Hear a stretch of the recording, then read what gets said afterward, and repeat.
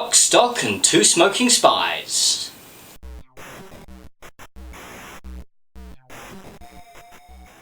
Hi, I'm Daniel and this is a dunking of the man from U.N.C.L.E.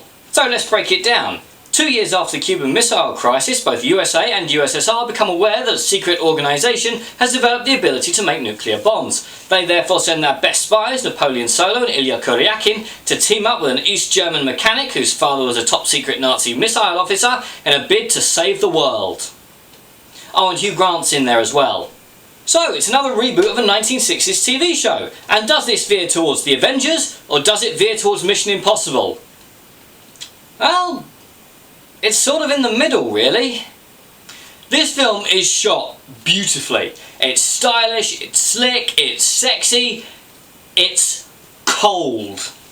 That's the best word I can use to describe this. It's so busy being slick and cool and sexy and 60s and chic that it forgets to engross. I didn't care about any of the characters. They're so slick and sophisticated, there's no doubt that they're going to get out of any situations.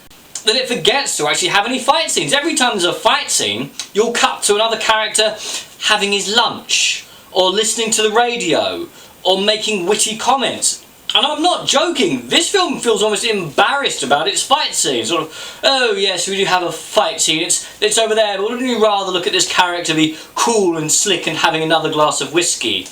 The soundtrack is completely inappropriate. I mean, it's period authentic, I'll give it that, it's period authentic. With that weird whistly instrument that was in use in the 60s and has thankfully gone the way of the dinosaur, but it's used in this and it's completely wrong for when the film can be bothered to have an action sequence.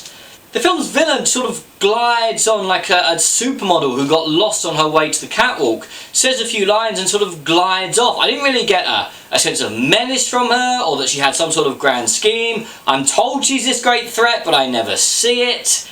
She made no impact on the film whatsoever and could very easily have been replaced with a potted plant. In a stylish outfit, of course. Henry Cavill is brilliant as Napoleon Solo. But Henry Cavill, I've never quite got what Hollywood sees in him. He's not as bad as Jai Courtney, but he's kind of a charisma vacuum. He looks good on a poster, but I've never quite bought him as a leading man. Yeah, he'd probably make an amazing model. You could put whatever you want on him and he'll look good, but as a film star, I've never quite gotten what people see in him. Arnie Hammer is Ilya Kuryakin. Now he's the only one with a personality trait in that he has random psychotic episodes, which is what I want when I send a spy into dangerous undercover mission. Someone who'll randomly flip out and try and kill everybody in the room. And again, he's another character where I think he looks really pretty, but he's a bit of a charisma vacuum again. This is Guy Ritchie's first film since the disappointing Sherlock Holmes sequel a couple of years ago, and to be honest, it feels almost like he's gone back to his earlier work. I wasn't joking when I opened with Lock, Stock and Two Smoking Spies, because for the first 15 minutes, all I was thinking was, this is Lock, Stock and Two Smoking Barrels as a spy film. It's got the same sort of camera work, the same introductions of characters, and it never quite shook off that association for me, except this film doesn't have Vinnie Jones turning up and blowing everyone else away. Oh, and there are 10 points to anyone who can spot footballing legend David Beckham.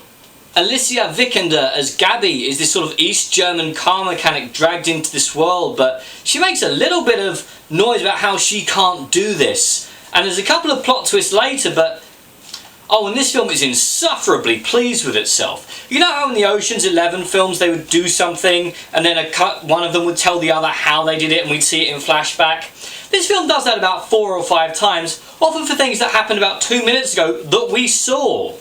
It's not bad. It's not good. It's not anything. It's just there.